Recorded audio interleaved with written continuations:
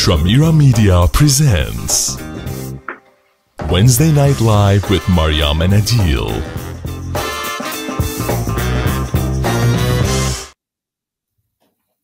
Open VPN, connecting your world securely. We believe all people should have unfiltered access to the internet. This will strengthen our society and provide people with equal opportunities. Our mission is to connect your world securely by providing a more safe and secure online experience. OpenVPN is the provider of next-gen secure and scalable communication services. Our award-winning open-source VPN protocol is the de facto standard in the open-source networking space with over 50 million downloads. Visit www.openvpn.net to use our consumer VPN private tunnel or our business VPN solution Access Server. يشغل مغبد يدعد شاميرام أنا إيفان مغبن توخن مريم شمالتا وقابلو خني بمشينا أغدا خلقت خدتا من Wednesday Night Live أها شابو أديل جانسون لها وأمي أها خورزة بد مقربان بنوشي شابو إديلا بتاين علىها منتم مدربت أعوى الشركانة ومقربا خورزة خايا ينهاشايا بأرخد فيسبوك ودالم اليوم خورزان إلي رابا بريشا من سابين هم زمان بود خاملوها قد بخامت خرابة ياري خلا بيان دارشان بوديو ورابا بغداين قد ترين نش آتوريات بد آبي أمان يدعها خورزة وبد هم زمخ ودالة بود ملوئت مبريتت بنوني وبناتي وأسقياتت خكمة برسوب وارنا جعبه جوشارات دعها خورزة بين هجيان الخكمة من ملوئة قد بشتن مقربة قاتي بيت خكمة يمات آتوريات بایی و درشان والون و متخرن والون گداه خورزه. بدان دانا دیلی باین و آدن و خورزه بود اهم لوعه متیلی خب پست آل فیسبوک اسیرین مام گروپ قد رابا وی نهایران رابا ویلون سندانه قد خورزه ات آل ایتوتا و ارخیتت قد بتخزیتون لگوک ما دقیق خین زعانه تاما متخالی و بداه ارخه چیدالی و تشیاتی قبلالا قد آیا امان. ومنيت خكمة من يمات تاما متخرون قاتي وخرطز قاتي مسج الشدرنا إيوا قد أخنان هل بد بلكت جمبات خينز أدخلا إنا أمتديان رابا جاه إدان تدخا زوجة زووجنا من بار خامتخا إدان تدبغزايخ معرخ إيما يعصور ميتون إيما مبرويتون وهرب إدانا خكمة دانات خكمة زوجة قد إتلون خيال السورة من نبا قورخ إيما يعصور تري بد ميتون له أنا دانات إحنا لخ تخمونة قد بلكت زوجة إتلون أسقوتها بمبريت بنوني وبناته وبيضان إحنا آمن دي متخورخ قاته آمن دي باقورخ منه وآمن دي كدانت نتا وعيلة جو نتياته وجو تخمنياته أني أجوزنا بدامن دي إيوه خامن دي قد أنا بيلون متخرن نجد خورزة قد إحنا مبريت بنوني وبناته إلى خامن دي رابا برسوبيتا إلى غداقتها بالخا جارا وبختا وأنا بخشافن برسوبايد جانيزة لم بخشافة إلى أخنن خاطخ وشركة جداها قطعتها رابا أنا قطعة جو خيوتة خازوجة أنا جانيزة جريك ثانيا فيتلا دانات قد بقرتون من خكمة زوجة خكمة خورياتي ويا خيال السورة قاعدة مرتن قامو يا سورة تريلتون مايو ولن ديتا قد بلكت أن جاروبنا يا السورة آفيلون إنا يا السورة للوايه بدا أرخى أنا أجوزن قاتل إيوه خامندن ملوء قديم مباته بيلون قد أنا درشانه ملوء خينا إيوه قد خكمة من يماته يعصوره ين إدان تدقو كيسل مياتل ين تعزى برايل ومياتل خبر سوبت قد هجدانا ليلة ويرا جداها جورابا رابا أجزانا هجدانا إما جو إما ليت قد جورابا موديل وكمائل أجزانا أمنت أخنا بايخ بدايق إلى أجزانا وبايخ لبايا بخاته إنا بإدانت خا زوجة وارنا جو أدخا جورابا جو خيوته إدانت تقاته معرخ دخبيلا قاموبيلا إما بميتون خيال صورة خينا خينا جربون ميمون خيال صورة خينا إحنا ملخا بدرايخ الدربك الزوجة إلى خا قوامتا رابا أجزانتا وخاجا خيتا إلى خدا قوامتا وخدقتها رابا برسوبتا أنا إيبا خكمة مديانت قديم مباته قديم متخرلون وبيلون بودية هم زمان يدعها خورزة إلى رابا مليا ورابا بريشة بد هم زمان بود خكمة مملوء قد هلا ديا يهجخا يدعت سويراي لخم زمه بودیه هلبت ارخده خورزه بلکت اوخزیه آل ششتد یودع پریش اونتن اینم لوت قد ادیون بدارشان بودیه لنا پیش دریشه من قم دانا وبغداين قد اها برسد اتلن اديوم انملو ادار شخلن ارخي تقامت ده خورزه الى غدايم ما اتورتا قد يشند اسريه دي لقد بتعويله اسقوتها بمبرت ديال السوره وبداي وقت بدانت بيلا اويا يما جرك اعزاء الاسيه وشغله هيارتا قد مبريه يال السوره وعين خرطماتشو خلا شريكة خيوتا بجوارلا وبيايلا اويا يما وبرخشلا الأسية وعيول خابرونا قد اديوم يوما إلى تشاشنة وارلا يخك ما أسقياته يخك ما جرابة واديوم يوما أها يما رابا كالشرطة رابا معرض جرأت إلى أمان قد حقيا بوت داها أرخد جوج تولا المبرتد برونو وداخي كم ساويها إيرانتا قد نقبه ويما تخينة قد اديوم يوما اتلون أسقوتا يوما بريتا وين قبلها مشانا ميقرتا بولين إيسالو al Khurzet Wednesday night live. Pauline, شنا تيتت al Khurzan. Thank you. رابا باسم Maryam. Pauline هلبت شارت ده خورزه ایوه بلیشند صورت اینا اهت بختن بدل بلخلا لقامه بلیشند انگلیس من سبب خکمه مدن بلوت بدار شخ بودیه اسقلا قد همزم مخ بلیشاند Surit. Welcome, Pauline. Thank you for being here with us. Thank you for accepting our offer to share your journey, your challenges and struggle of becoming a mother today. And your goal is to actually help other people who are struggling with fertility to have hope and know that there's a lot of possibilities out there they can try. Thank you for joining me. That's great. Thank you so much for having me. Yeah, even if I could help one woman with the struggles that they're having, I'm happy to do it and be a resource with our community and be there to answer any questions that anyone has. So I would love to kind of go through my journey and how I got there, if that's how you want to do it. Would you like me to kind of go through my journey right now and how I know in Assyrian you explained it a little. Yeah, absolutely. I mean, I mentioned that you discovered at a young age that you had polycystic ovary syndrome, which I didn't know about until a couple of days ago that I talked to you about this show. You discovered it at a young age, and you knew already that you wouldn't be able to conceive naturally. You would need to see a fertility specialist. Can you please tell me how you discovered that you had POS, I believe it's PCOS. PCOS, yes, thank you. And how did you, get pregnant the first time? Sure, yeah. So when I was about 20 years old, I actually stopped having menstrual cycles. So I went to my gynecologist and I wanted to know what happened that stopped having me have menstrual cycles. And unfortunately, 20 years ago, PCOS was not as common and people didn't know much about it. So I had to go to 4 to 5 different gynecologists and they still couldn't figure it out. I ended up going to an endocrinologist and I let her know that I had stopped having my menstrual cycles. And at the same time, I was a very thin person and I had started gaining weight rapidly. And she did some testing, which was based on your hormone levels, your cholesterol, and something called your insulin resistance. So it's a 2-hour test and they see how your body reacts to insulin. And based on those tests, they figured that I had polycystic ovarian syndrome, which is PCOS. And one of the problems or symptoms with having PCOS is that you don't ovulate on your own. So therefore, you cannot have children naturally. Not all PCOS women experience that, but that's one of the symptoms that I had, which means that I won't ovulate on my own unless I do fertility treatments. And you started doing fertility treatments when you wanted to become a mother. And if I pronounce it correctly, you actually became, you got pregnant through intrauterine insemination instead of in vitro fertilization. Why IUI? Yeah, so the treatment for PCOS for some women is they give you metformin, which is a medication for diabetes, and they also give you control pill. So if you want to have a kid, that's really hard if you're on a control pill. So it kind of contradicts what you're trying to do.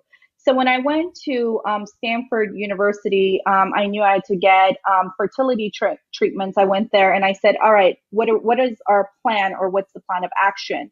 And my doctor there said, she's a fertility endocrinologist, and she said, well, you have good egg quality.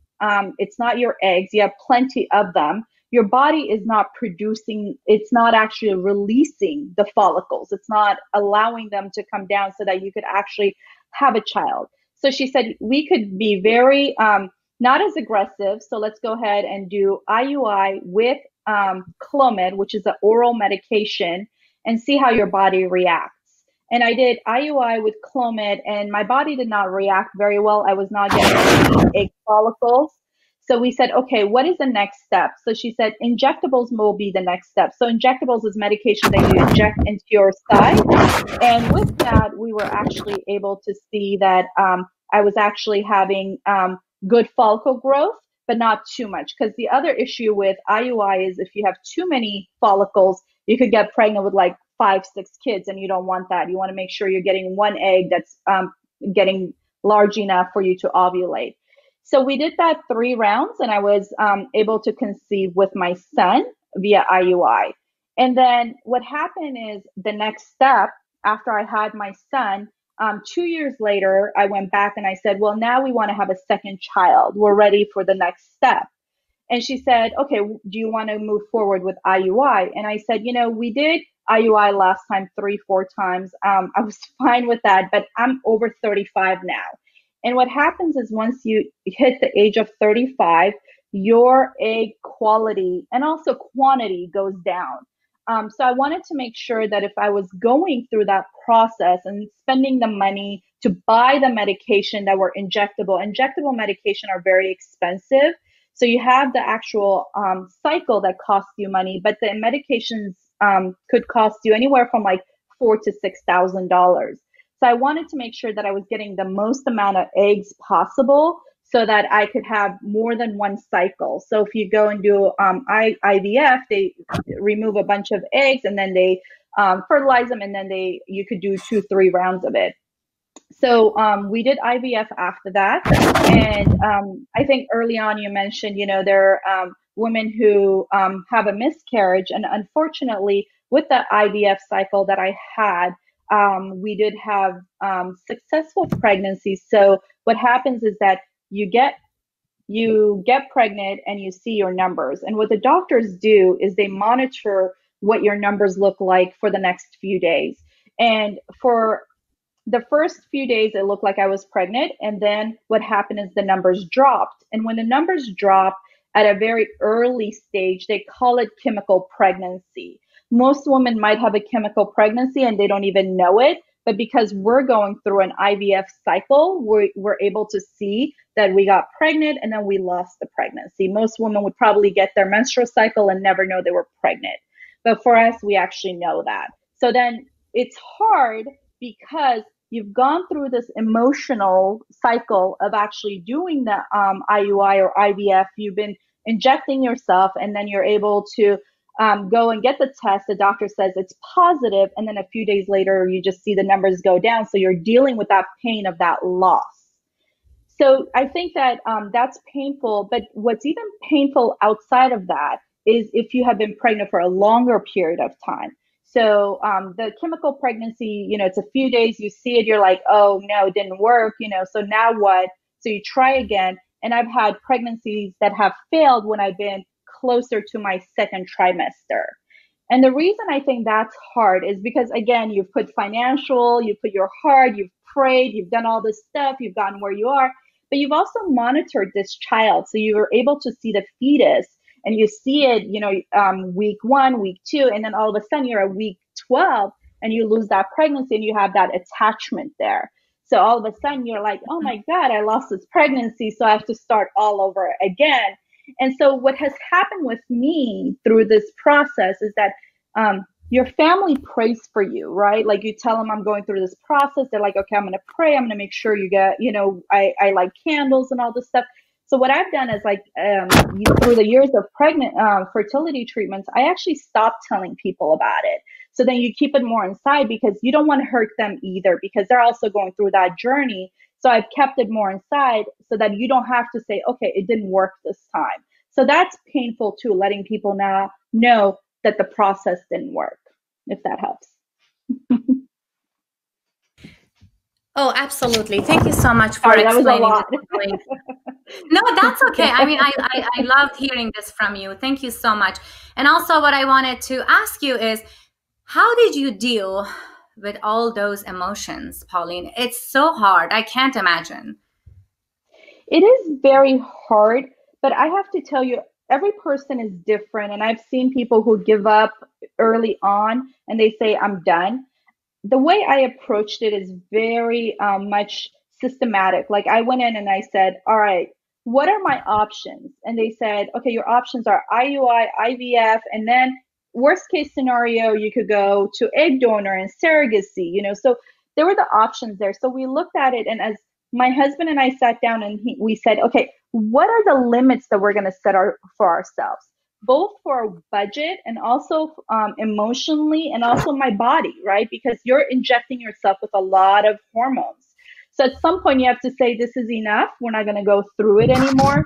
So we sat down and we said, all right, we are willing to do 5 IUI cycles. After that, we will do 3 IVF cycles. And then after that, if it doesn't work, we are not willing to go to an egg donor or a surrogacy because we already have one child. Now, if we had not had my son, that question would be very different, because I would sit down and say, I want a child and I am willing to go to an egg donor. I am willing to go ask my sister or someone else who's in a database who meets my criteria to get that egg donor if I need to do that. Or if the reason I'm not keeping a pregnancy is because of my body, I'm open to going to a surrogate who will carry the child for me, because that's how bad I wanted to be a mother. So I think you need to set your limits and be open to it. And, you know, and then after all of that and everything that you've done, if you don't get there, we also talked about adoption. That was an option too. Are we willing to adopt? So I think having a plan is very important. So sitting with your husband and your partner and saying, what is it that we want to achieve? How much are we financially willing to pay? And how much are we willing to allow our body to take in, and our mind, because your mind is also, you know, an important aspect of it. And you have to be willing to look at that and be open about it, and be okay with disappointment. You know, it's not always going to be perfect. It's not always going to work. And you have to have a plan if it doesn't work. Yes, this is what I was going to ask you. What advice you have for couples who are planning on going through fertility treatments? Because it's very important to know what you want and where are you going to stop. At what point you're going to stop and say, this is enough, and you know, we're not going to try harder, or this is a time that we are going to see if surrogacy is our option, etc. Pauline, what other fertility issues have you come across in your circle of friends and family? I would say that the 2 questions I get asked a lot is usually with working professionals that I see who are not married and they're reaching their 30s or mid 30s and they're concerned that they haven't found the right person. They're always asking about freezing their eggs. And I always say 100%, 102% yes. Even though that's not the issue that I had plenty of eggs and they were good quality. I have ran into friends who have had issues with egg quality or quantity. And I guess our age is not to our benefit. The older we get, the less eggs we have and the quality of those eggs go down. So if you know that you haven't found your partner, or if you know your career is first, go ahead and freeze those eggs. You have them there. And if you are on the fence, if I'm going to have kids or I might not have kids, it doesn't matter. It's a very low cost to freeze your eggs. It's a really high cost to go and get eggs and have a surrogate. That is a lot of money. It's a very low investment to freeze your own eggs early on. So if you're like in your late 20s, early 30s, go freeze those eggs. I say that all the time. Get those eggs frozen. The other thing that I say is have a plan. Be very upfront about it. Be open about it, and know exactly what your budget is. You're willing to spend, so that you're not sitting there and thinking, "Oh my God, 30,000 down the drain."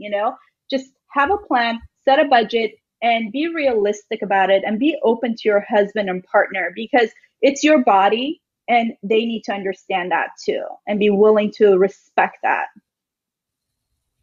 Yeah, thank you for bringing that up. Two very important points, because it's your body and you're going through it. And also, egg freezing is one of the most important topics of this show tonight. Are going to be discussing that in detail with our next guest. And thank you for bringing it up. I agree with you. I think we should plan our life if you really want to become a mother later in life at an early age. And it's going to be, in a long run, much more cost effective than waiting and looking into different options. And possible, Pauline, because it might not be possible otherwise. Yeah, go ahead, sorry. Thank you, Pauline. Is there anything else you would like to share with people who have joined our live show tonight? An experience, something that you want everybody to know if they are seeking fertility advice or want to go through fertility treatments? Yeah, I think that overall in our community, it's a very taboo type of subject. People don't like to talk about it. But I also know that you need help and resources out there to know that you're not alone. And there are people there who are willing to help you and support you and kind of take you through it. So don't feel like you can't talk about it or be open about it. I know in our community, we're not very good about that. When I've gone into a fertility center and I've seen a Syrian friend, they've been very closed off about it and asked me not to share it with anyone or say anything. And I feel bad about that, because we should all be okay with talking about something like this. If you had something like cancer, you would go to a doctor and get treatment. If you have a fertility issue, you need to go to a doctor and get treatment. So we should be open about it. It's not a bad thing. It's a good thing to go out and get help and ask your fellow Assyrian women for advice. Thank you, Pauline. This is amazing. I'm so happy you brought it up. I do also believe that we need to be open about it. There's nothing wrong with this. We need, as a community, to be open about it, and also to be more sensitive of people who are going through it and understand them and understand their journey instead of judging them, which we at times do. Thank you. Yes. Thank you, Pauline. I'm so happy you were able to join tonight. I thank you again for making the time. You were in the middle of moving. You are very, very busy as marketing manager for one of the largest companies here in Silicon Valley, but you still made the time to be here with us tonight. And thank you for being so brave to share your story, to empower other women. And thank you to Assyrian Moms group on Facebook who introduced me to you, actually. I thank every single mother on there who approached me, who commented, etc. So I wish you all the best, and God bless your 9-year-old son. Thank you for joining us tonight, Pauline. Thank you so much, Maryam. Thank you. Thank you for having me. I'm happy that you are bringing this to light. It's a great subject for everyone to know about. Thank you. It is my pleasure and my duty. Thank you. Thank you. Pauline. Thank you. I'm Shamiram. Thank you. Thank you. Thank you for being with us on this live show. My next guest is one of the best fertility specialists in the United States. She completed UCLA School of Medicine, completed her residency at Harvard Medical School, completed a fellowship in reproductive endocrinology and infertility. She holds a master's degree in public health management. She is also known as the Egg Whisperer. She's known for her egg freezing parties, for her weekly broadcast.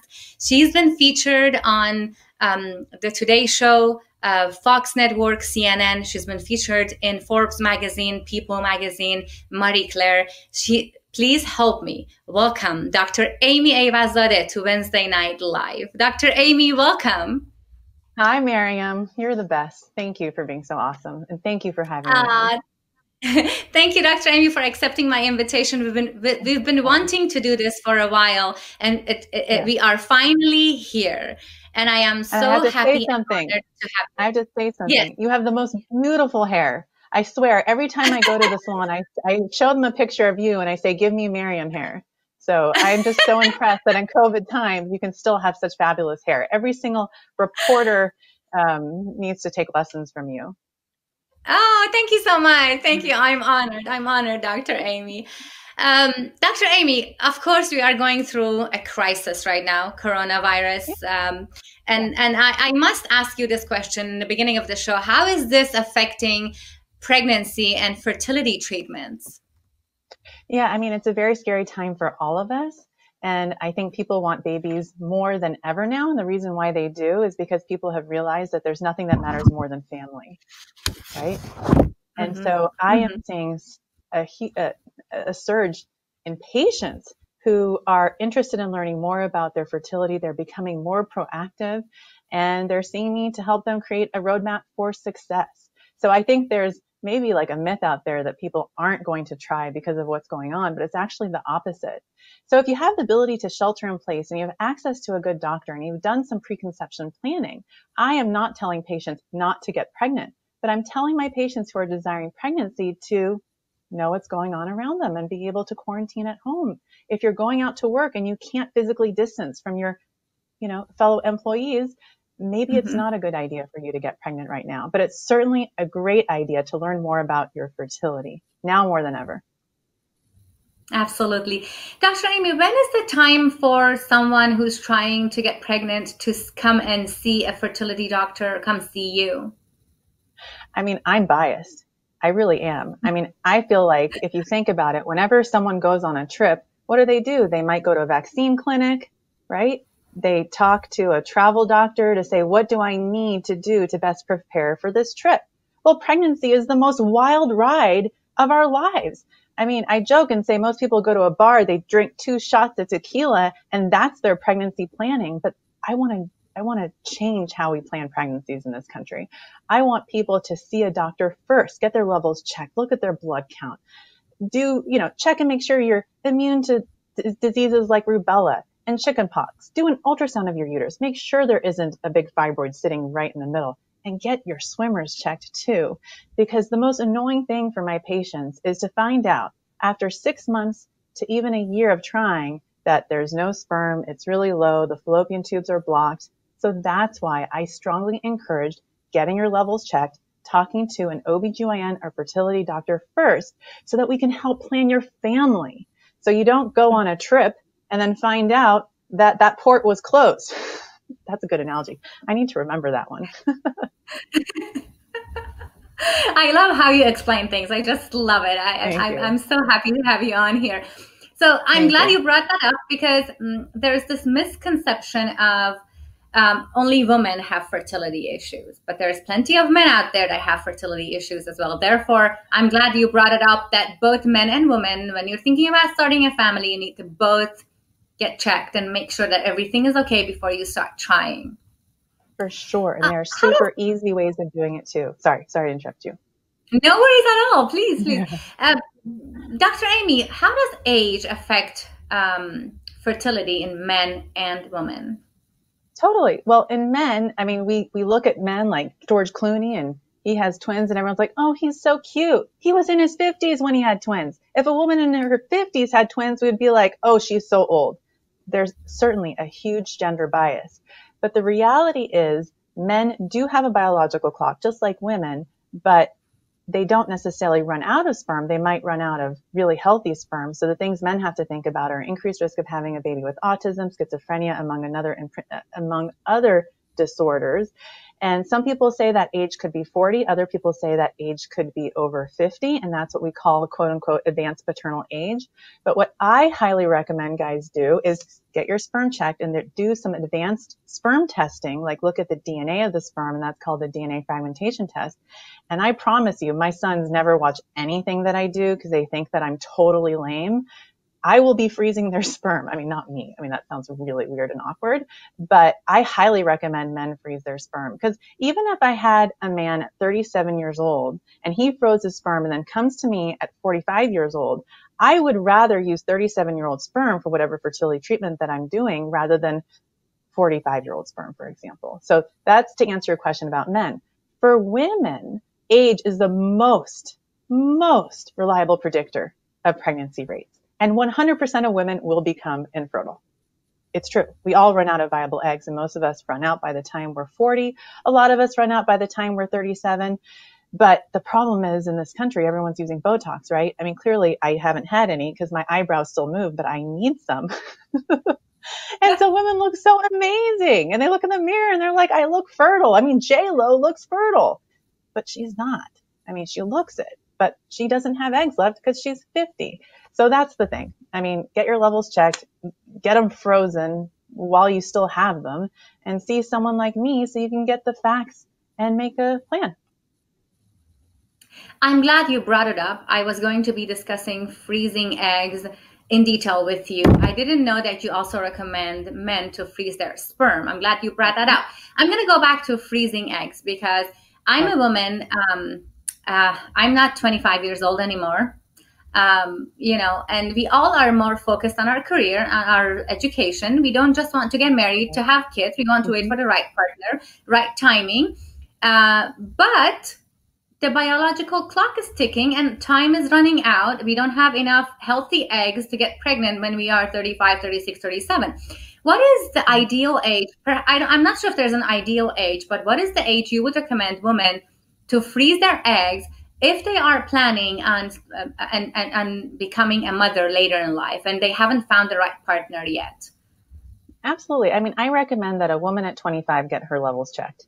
There's a hormone. It's called AMH, and it stands for anti-Müllerian hormone. It's a simple test that you can do, and it kind of tells you how many eggs you have left. It doesn't tell us about the quantity, but it certainly tells us about the quality. And I highly recommend doing that by the time you're 25. Earlier, if, let's say, your mom had fertility issues, or someone in the family had endometriosis or fibroid surgery, or if you personally had, let's say, an ovary removed, and then talk to a doctor and say, hey, these are my plans. What do you think? Should I consider having my eggs frozen now, or should I wait? And honestly, I think that 32 is probably a pretty good age for a woman to have her eggs frozen. I think that a lot of women just wait and wait. They're like waiting for the guy, waiting for the guy, waiting for the guy. And I'm like, don't wait for the guy.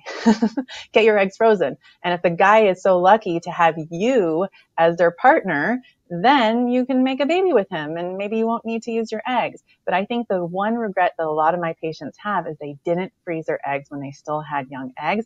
They waited too long. So egg freezing is certainly an option for women in their 20s, 30s, and even 40s. I've had beautiful pregnancies from women who froze in their 40s, but you have to get your levels checked to know first if that's something that you're a candidate for. Not everyone can afford freezing their eggs. It is not cheap. No. And I believe you recommend a couple of treatments in a row to have enough eggs frozen for later. What is the average cost of freezing your eggs? And are there any financing options? I know that some companies pay for it. Do you have anything you can share about that? Absolutely. The average cost of egg freezing in this country is anywhere from $10,000 to $15,000. And it usually also depends on where you live. So if you live in a place like the Bay Area, for example, where the cost of living is very high, well, the rates will be probably about 20 to 30% higher than other cities where the cost of living is lower. So if you are someone who's interested in freezing their eggs, one thing that you can do is find another clinic in another state, for example, that has an excellent reputation but lower fees, and you can still take advantage of this excellent technology. So that's one thing that you can do. The other thing is talk to human resources at your work and say, look, you know, all these other companies are covering egg freezing. Why don't you do that for us? And I've actually had patients petition their human resources and get coverage. Some places even give their employees, for example, $10,000 for egg freezing just because someone had asked for that. And then it becomes something that benefits everybody. So certainly that's something that women can do. The other thing is I started a program called Freeze and Share. You can go to my website, freezeandshare.com, to learn more about it. But this is a program for young women to share something amazing, which is the gift of life through egg donation. But at the same time, another family will pay for the cost of the egg freezing. So it's kind of like donating your eggs to someone else in exchange for having them freeze half for you. And so that's an excellent way of having your eggs frozen, if, of course, it's acceptable to you. And in the Assyrian community, if, of course, your mother will let you do it. And I say that because, the last woman who did freeze and share with me, her mother came with her to all the appointments, and it was wonderful. So the whole point of freeze and share is for everything to be open, for the young woman donating her eggs to know exactly where the eggs are going. And she becomes a special member of that family. And so those are the kinds of relationships that I want to foster and see grow through this program. Great. I'm glad you brought that up as well. That is an option if anybody wants to consider it. It's there if they can't afford it. Dr. Aimee, some of the common infertility terms that I've heard are endometriosis, fibroids. You mentioned them. And we may not know that we have them. What are some signs that we may want to get checked by a gynecologist if we notice that? Yeah, as women, when we have painful periods and we go to the gynecologist, I call it the pat, pat, rub, rub. Oh, honey, you're just a woman. Just get used to it. And that drives me bonkers, just bonkers, because I'm like, I've had patients who come to me after years and years of complaining to their OBGYN about painful periods. And then finally they say me, and I'm the first one to do a pelvic ultrasound. And then they have endometriosis or fibroids or both. So if you have painful periods, listen to your gut and see an endometriosis specialist or someone who will listen to the symptoms that you're sharing with them and get an ultrasound done. If you have heavy periods with clots and you're bleeding for days, that could also be another sign of polyps or fibroids of the uterus. If you're skipping cycles and, for example, not having periods every month, then that could be a sign of decreased ovarian reserve, meaning having a small supply of eggs left. It could also be a sign of a very common hormonal condition that you guys talked about, or you talked about not that long ago, called PCOS.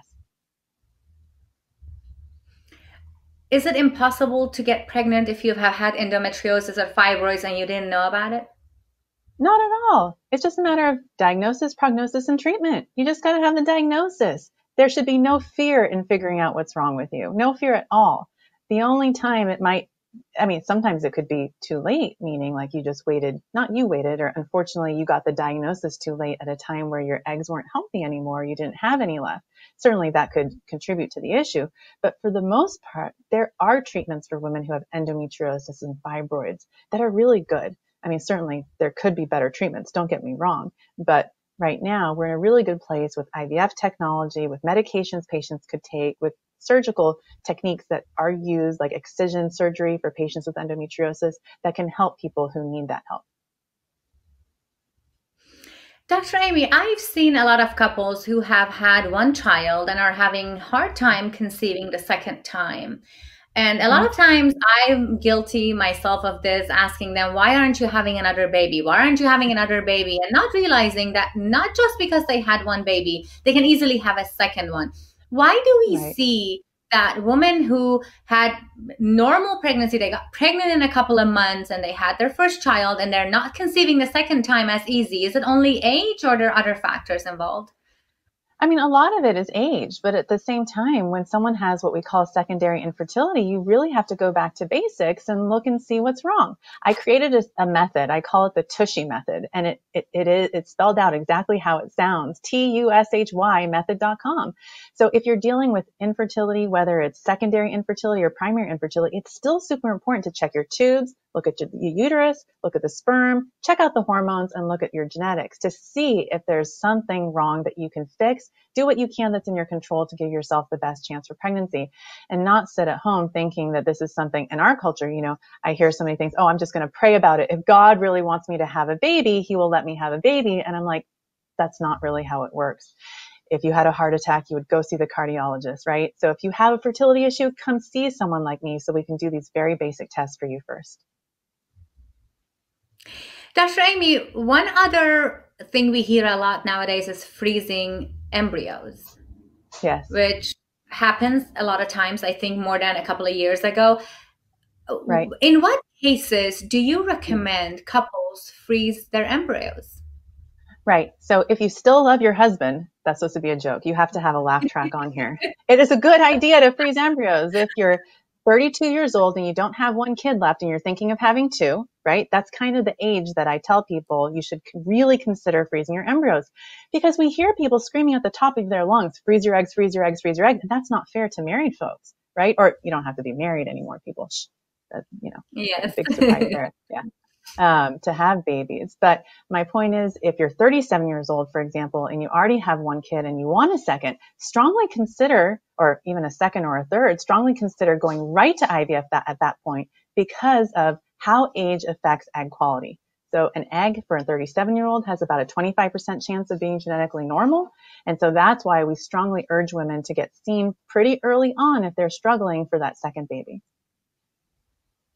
I do want to mention this, that I read in one of your articles, not every time that you go see a fertility specialist, you will have to go through an IUI or an IVF treatment. It could be something very simple that you haven't been treating, or something that you need to change in your lifestyle. Is that right? Not every time they come and see you, they necessarily have to go into IVF treatment, right?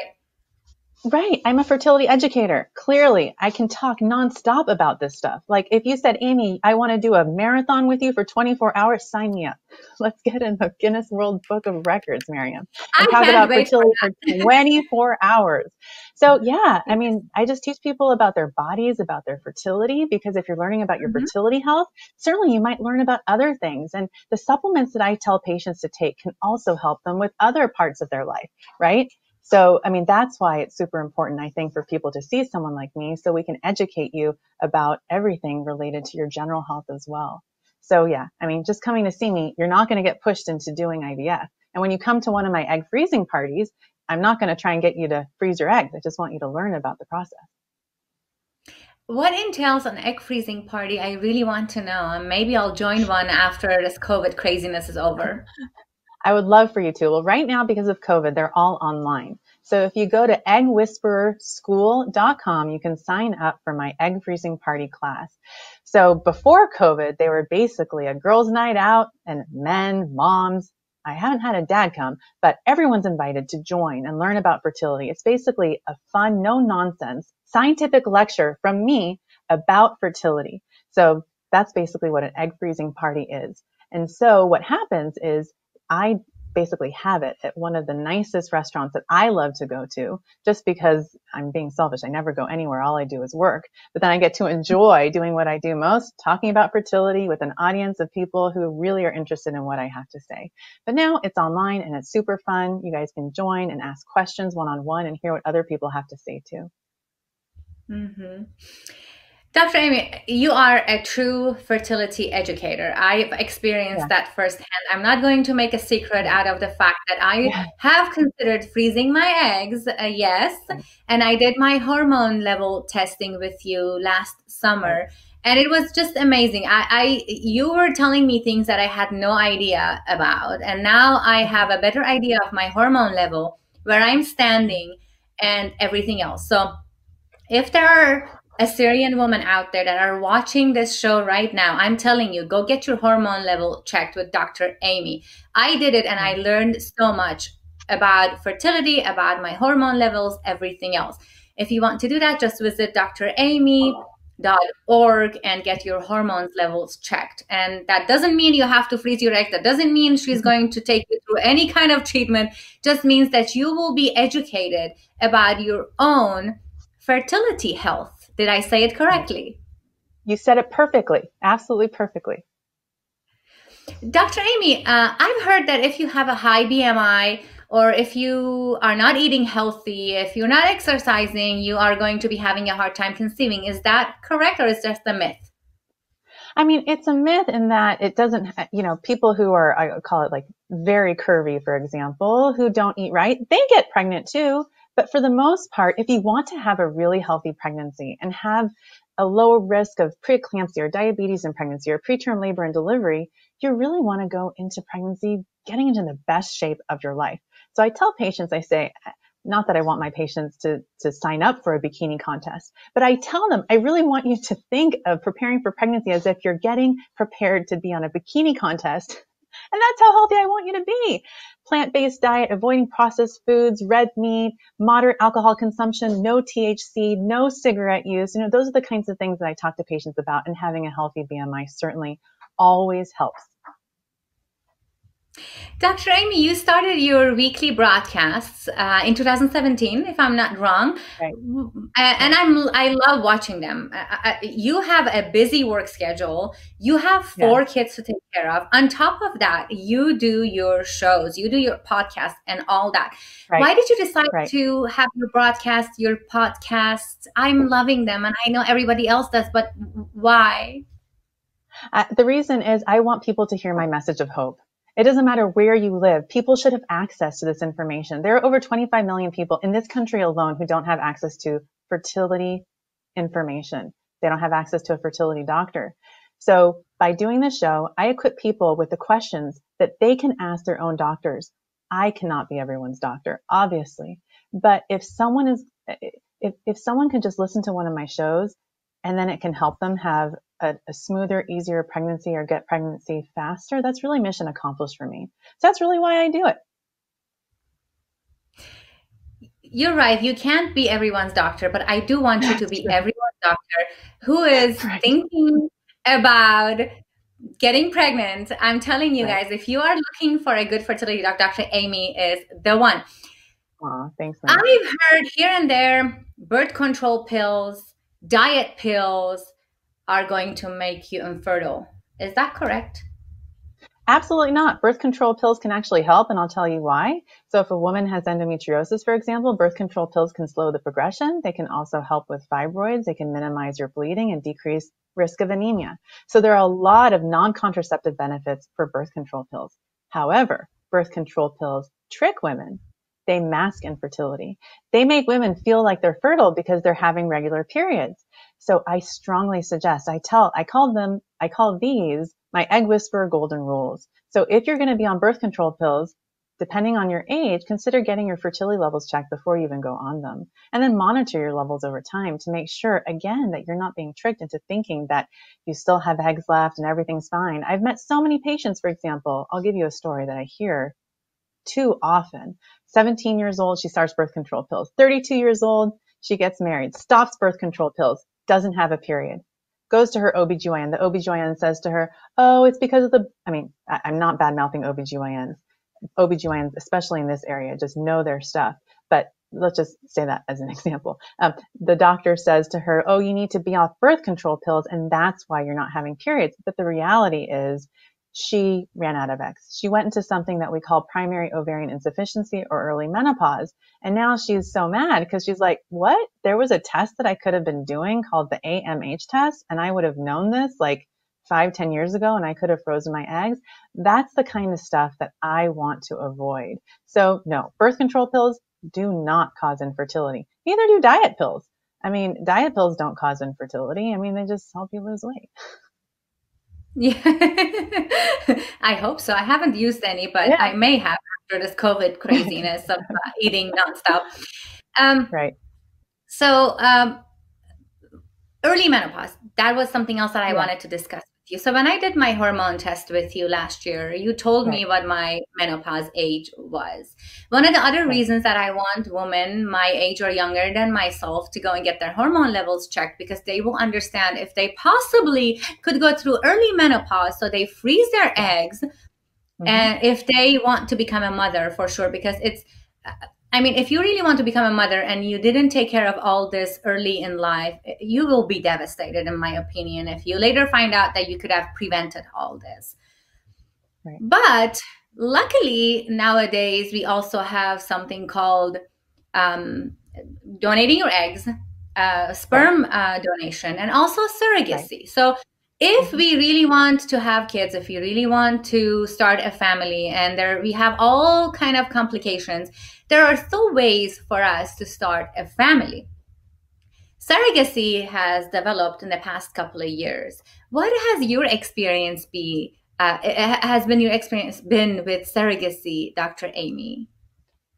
Yeah, I mean, I specialize in creative family building. What that means is I talk to a single woman or a single man or a heterosexual couple, and I say, what do I need to do to build your family for you? It could mean choosing an egg donor, a sperm donor, and then getting a surrogate to help that family grow. And the thing is, more and more women are having babies over 50, and a lot of them, you know, it might be unsafe for them to carry a pregnancy. And so I am seeing a higher number of my patients using surrogates just because women are having, because they're so healthy, they're having pregnancies at a later age. But surrogacy is definitely something that I've been doing for, at least 15 years now.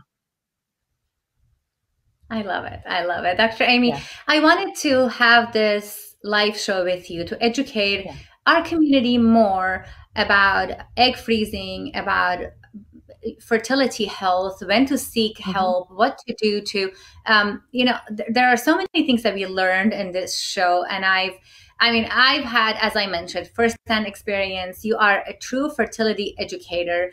You never push people into doing anything, but it is good for us to know where we are standing. As much as we do our annual blood exam, we do our annual gynecology visits, but that's not in detail enough for us to understand where we are standing with fertility help. So I think we should, if we really want to start a family, we want to become a mother later in life, we should do this and make it a part of our annual exam. What do you think? Oh, absolutely. I mean, I say the exact same thing. We do breast health checks. We do cervical cancer checks. We need to do fertility health checks. And women are so confused when they come see me and I say, oh, it looks like you have big fibroids. And they say, wait, I've spent the last 10 years getting a pap smear almost every single year. I thought they would have been able to see that on the pap smear. So the answer is no, we can't see that. A pap smear doesn't see that. So we spend so much time in the gynecologist's office. We need to advocate for ourselves and say, can you please tell me about my fertility? If you don't know what words to use, your OB/GYN will definitely know what levels to have checked for you. Mm-hmm. Absolutely. I would definitely recommend everyone who's watching to, if they haven't completed their family, if they're planning on getting pregnant, starting a family, to come see you, do a hormone level check, and definitely want to let the Assyrian young women know that they have the option of freezing their eggs, and they don't have to get married and rush into getting married just because they want to have children. They can wait. There are so many options out there you can use and you can get educated on. Just contact Dr. Aimee. Dr. Aimee, I thank you so much for joining me tonight. It was just a pleasure having you, and you are incredible. Thank you for being so amazing. You're welcome. And if you ever want to do the Guinness Book Fertility Challenge and have me talk for 24 hours, let me know. Yes, I would love that. Absolutely, Dr. Aimee. Thank you so much. You have a beautiful evening. Love you, Maryam. Thank you. Love you too. Thank you, Dr. Aimee. Thank you so much. Love you. Thank you. Likewise. Thank you. يشغل مغرب يودع شاميرام عبيتون بحسيمة بيلاخون أمان قدها خلقتها من Wednesday night live. إن تلاخون بقارق دكتور ايمي كم سيتون شاريتون إيميل كم سيتون استخبريتون على الويب سايت draimee.org وتاما كم سيتون مخبريتون يا شاريتون إيميل قطع. إن تلاخون بقارق وتخمنيات وشركة كم سيتون شاريتون private messages على شاميرام ميديا أخنا رابط خادق أنا messages كدكتور ايمي ممتخلن. إتلان هيبي عبيتون مبسمة بداها خورزن عبيتون ليب خامندي شابوه ديلا بتايا بتعبخ أموخن بغدا خلقت خطة من Wednesday night live هل دو يوم بتشوقنوخن بشانة. OpenVPN, connecting your world securely. We believe all people should have unfiltered access to the internet. This will strengthen our society and provide people with equal opportunities. Our mission is to connect your world securely by providing a more safe and secure online experience. OpenVPN is the provider of next-gen secure and scalable communication services. Our award-winning open-source VPN protocol is the de facto standard in the open-source networking space with over 50 million downloads. Visit www.openvpn.net to use our consumer VPN private tunnel or our business VPN solution, Access Server.